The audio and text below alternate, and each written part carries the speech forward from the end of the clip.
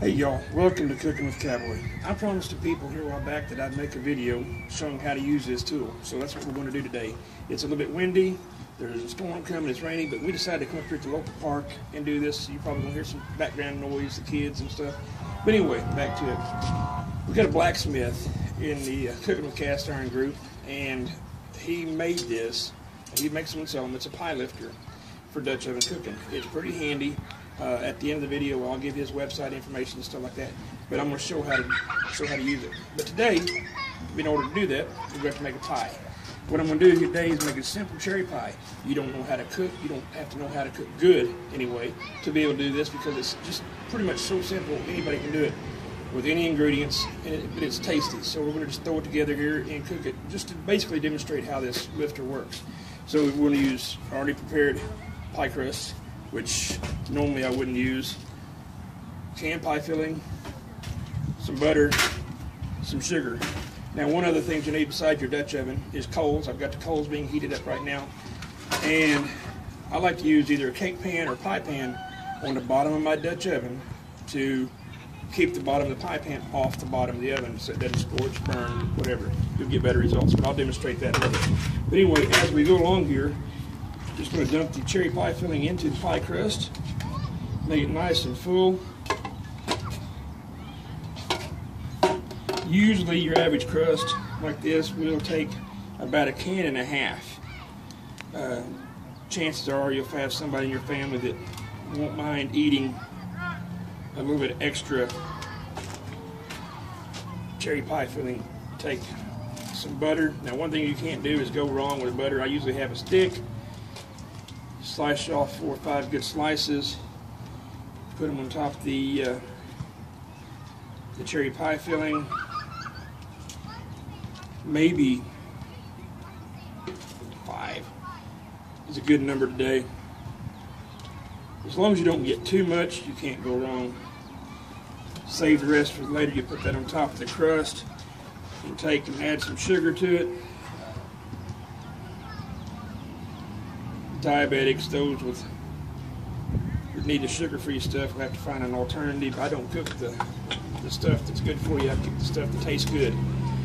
But anyway, what we're going to use here in just a minute is I'm going to take this bottom pie crust, or what's the extra pie crust in that package, and I'm going to put it on top and use it for my top pie.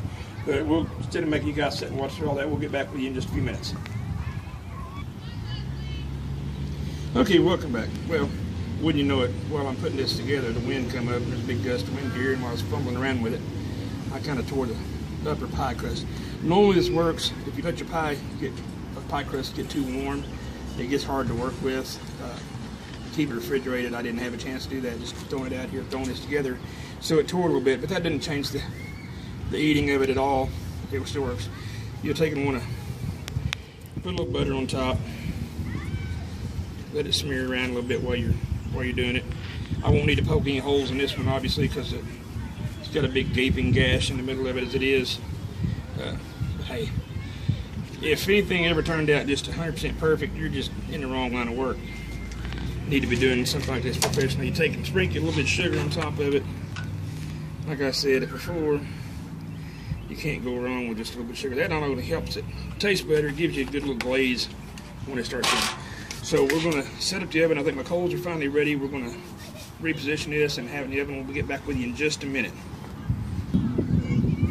Okay, looks like our coals are about ready. So what we're going to do is put some out here. Like I said, depending on where you do this at, I'll be able to control more. I'm just at the local city park. We just happened to go through town. I got the idea to do it. They got this nice little concrete shelter, stuff like this. Normally I wouldn't do it here, but I've done it before. It's a pretty good place to do it. The city lets me. It's really a safe thing. The kids don't come over here, so it'll be all right. So we're gonna put a few coals down on the ground. Like I said, you see these things online about the number of coals for this and number of coals for that. That's a nice starting point. However, it's kind of relevant to how old your coals are, what the temperature outside is, how much wind's blowing away your heat, things like that. So you just kind of have to eyeball it, experience and practice. Right now we've got maybe 15, 16 down here on the ground. Set the Dutch oven over. Now here's where the interesting thing is. A lot of people use a horseshoe for the bottom of it. or a pie pan, pie plate. You'll see people struggling to do this, and they'll just set the pie on the bottom of it, which will cause it to burn squirt.